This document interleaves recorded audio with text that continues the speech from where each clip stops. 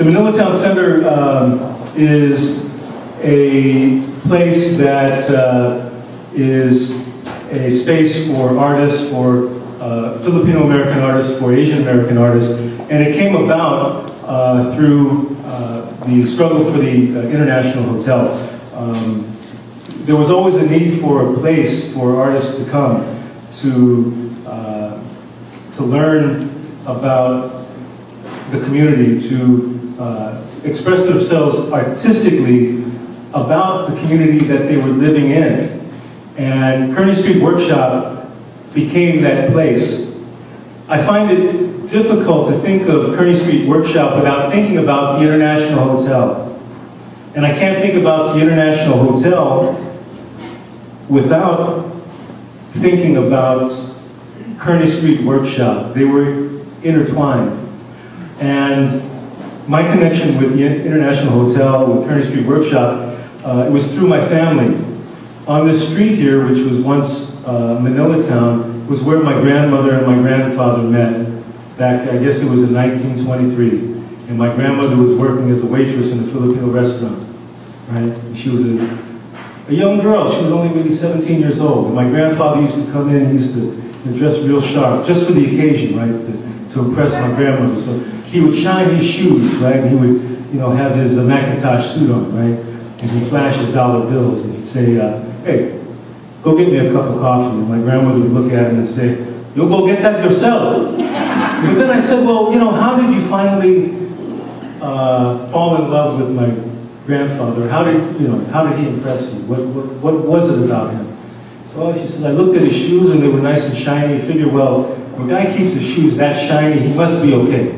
So they got married and had a lot of kids, including my uncle, who was very much involved with Kearny Street Workshop, poet Robles. And I wanted to just read a short poem about him, because I understand that with the Kearny Street Writers Workshop, that my uncle was, he was very, he was very encouraging to people looking, young writers looking to find their voice and to articulate what was on their minds and on their hearts, and the kind of vision that they had for their lives and the lives of the community. Now, my father used to say of Uncle Al that he was a guy who moved his hands a lot when he spoke. Right? He spoke with his hands. And my dad would say that after talking to him, you would come away from a conversation being like slapped, smacked, grabbed, choked, and finally feeling like $1 million.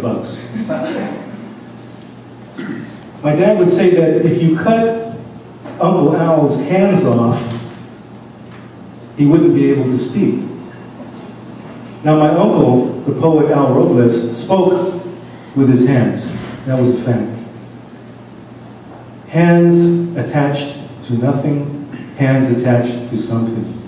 Mind attached to something, mind attached to nothing. Heart attached to nothing, heart attached to something. Attached to nothing, yet everything.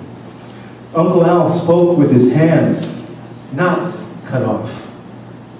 Not cut off from elders, from manongs, from community, from Nihomachi, from jazz, from thick Manila Town dreams dancing in a pot of steamed rice, from Kearny Street, from struggle, from the I Hotel,